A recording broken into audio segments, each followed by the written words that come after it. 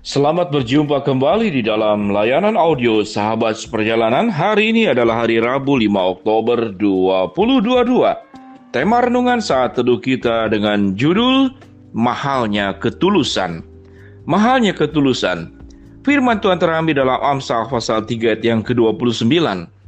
Janganlah merencanakan kejahatan terhadap sesamamu, sedangkan tanpa curiga ia tinggal bersama-sama dengan engkau. Janganlah merencanakan kejahatan terhadap sesamamu, sedangkan tanpa curiga ia tinggal bersama-sama dengan engkau. Mari kita berdoa. Bapa yang di dalam surga, ajar kami supaya kami memiliki hati yang bersih, hati yang bening, hati yang bebas daripada kotoran-kotoran dosa, sehingga hidup kami sungguh diperkenan oleh Tuhan. Dalam nama Tuhan Yesus kami berdoa, amin. Shalom sahabat seperjalanan yang dikasihi Tuhan, mahalnya ketulusan. Kalau ketulusan kita kontradiksikan, maka dengan pengkhianatan, dengan kelicikan, bahkan Alkitab mengatakan, yaitu merencanakan kejahatan terhadap sesamamu, sedangkan tanpa curiga ia tinggal bersama-sama dengan engkau. Sahabat seperjalanan yang dikasihi Tuhan, kalau kita melihat saudara peristiwa ini mirip dengan pengkhianatan yang dilakukan oleh Yudas Iskariot kepada Tuhannya. Tuhan yang punya niat yang luar biasa, yang luhur dan agung, dan hanya bisa dilakukan oleh Kristus sendiri sebagai Tuhan yang menjadi manusia, yaitu menyelamatkan orang berdosa termasuk kepada Yudas Iskariot. Artinya Yudas Iskariot bersama-sama dengan Tuhan sekian lama. Apakah Tuhan tidak mengetahui? Dalam kemahatauannya sebagai Allah, Tuhan mengetahui. Namun Tuhan izinkan tetap Yudas ada bersama-sama dengan dia. Dan Yudas memakai free will, kehendak bebasnya, bukan untuk setia hidup berjalan bersama dengan Allah yang mencintai dirinya dan mau menebus Yudas Iskariot. Namun pilihan yang dilakukan oleh Yudas Iskariot adalah melakukan pengkhianatan, merencanakan kejahatan terhadap gurunya, merencanakan kelicikan terhadap sang juru selamatnya, yaitu Tuhan Yesus sendiri. Sahabat seperjalanan yang dikasihi Tuhan, mahalnya sebuah ketulusan. Tatkala kita melihat saudara berbagai macam hal-hal yang mahal di dalam dunia ini, baik rumah, baik intan, permata, berlian, apapun yang mahal, bahkan jabatan pun bisa diperjualbelikan, hukum pun bisa diperjualbelikan, sedemikian banyak yang mahal. Dan hal-hal yang mahal yang disebutkan tadi, justru itu bukan menimbulkan ketulusan. Seringkali justru itu menimbulkan pengkhianatan, menimbulkan rencana-rencana jahat. Bukankah orang untuk sebuah finansial, untuk kekayaan, hilanglah ketulusan, hilanglah kesederhanaan. Kemudian niat-niat buruk timbul, tidak peduli apakah itu orang tua, apakah itu anak, apa itu sahabat, bisa dijual. Bisa direncanakan kejahatan, karena orang yang melakukan kejahatan yang paling aman adalah dengan orang terdekat, di mana orang-orang tersebut itu mempercayai kita. Itu yang firman Tuhan katakan, merencanakan kejahatan kepada sesamamu, sedangkan tanpa curiga ia tinggal bersama-sama dengan engkau.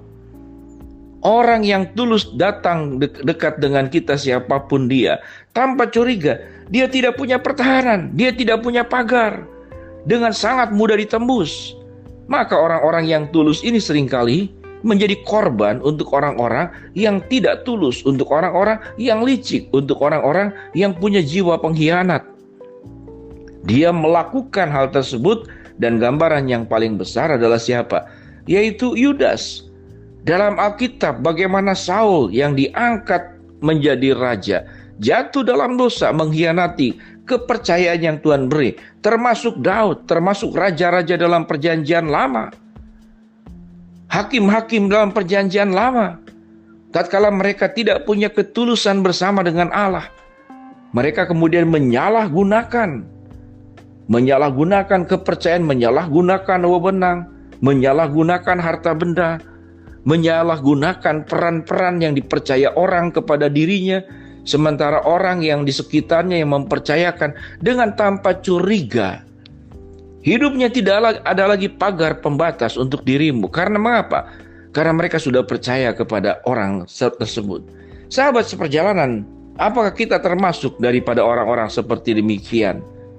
Saya berdoa dan tentunya Tuhan berharap tidak ada orang yang seperti demikian, merencanakan kejahatan sementara orang itu tinggal bersama dengan kita tanpa rasa curiga, tanpa pagar pengaman.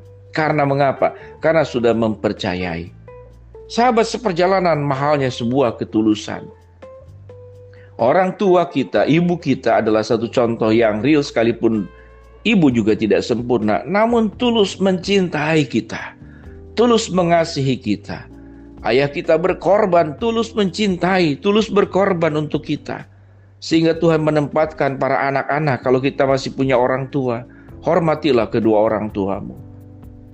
Bersyukurlah dan balaslah budi orang-orang yang pernah bersumbang sih, memberi waktu, tenaga, pikiran, bahkan mungkin berhutang nyawa kepada dirimu. Datangi mereka. Segala ketulusan dari orang-orang yang sudah memberikan hidupnya kepada setiap kita. Mari kita belajar mengingat. Kalau kita saat ini ada di dalam ketinggian, kita mengalami kemakmuran, kita mengalami keberhasilan, kita mengalami katakanlah kelancaran, mengalami pencapaian. Jangan lupakan orang-orang yang tulus mencintaimu, tulus mendukungmu, tulus memberikan apa yang terbaik untuk dirimu, anggota keluarga, orang tua, atau siapapun dia. Namun tak kala orientasi hidup kita tidak dalam ketulusan, namun pencapaian-pencapaian yang disebutkan tadi, atau bahasa yang paling sederhana 3T, harta, tahta, wanita, dan juga mungkin laki-laki bagi yang wanita, maka itu akan menjerumuskan kita memiliki sebuah rencana-rencana jahat kepada orang yang paling gampang untuk kita tembus dalam rencana jahat, yaitu orang-orang yang hidupnya tanpa pagar, orang-orang terdekat dari kita, yang kita hianati, yang kita tipu, yang kita makan. Sahabat seperjalanan, kalau di antara kita yang mendengarkan layanan audio sahabat seperjalanan ini, engkau pernah melakukannya, bertobatlah. Kalau engkau pernah menjadi korban dari orang tersebut, maka pulihkanlah rasa sakit hatimu, pulihkanlah rasa marahmu karena semuanya sudah terjadi dan tidak mungkin kembali ke masa lalu. Dan ingatlah, setiap perbuatan jahat sekecil apapun, apalagi dalam sebuah kejahatan yang besar, itu tidak terlepas daripada genggaman dan pertanggungjawaban yang harus dipertanggungjawabkan sewaktu setiap orang itu datang kepada Tuhan. Mari sahabat seperjalanan, tatkala harga-harga kehidupan ini semakin tinggi, krisis ekonomi yang kita mungkin bisa hadapi di tahun berikut, tahun depan, tahun yang akan datang, kita tetap melihat bahwa yang paling mahal dalam hidup ini salah satunya adalah ketulusan.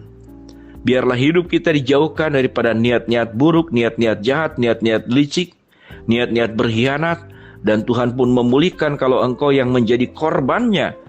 Karena apa? Karena kecurangan yang dilakukan orang lain. Tuhan memulihkan jiwamu, memulihkan perasaan dan pikiranmu, bangkit bersama dengan Tuhan, dan biarlah kita menggenggam Tuhan di atas segala-galanya. Mari sahabat seperjalanan, kita berdoa. Bapa yang di dalam surga, ya Tuhan, mau berdoa buat sahabat seperjalanan, supaya kami dijauhkan daripada niat busuk dan buruk melakukan kecurangan. Kalau kami menjadi korban, Tuhan pulihkanlah kami, sehingga kami bisa dipulihkan dari kepahitan tersebut. Hamba berdoa buat sahabat seperjalanan yang sedang sakit, Tuhan jamah sembuhkan. Sahabat seperjalanan yang sedang menghadapi masalah, Tuhan bukakan jalan.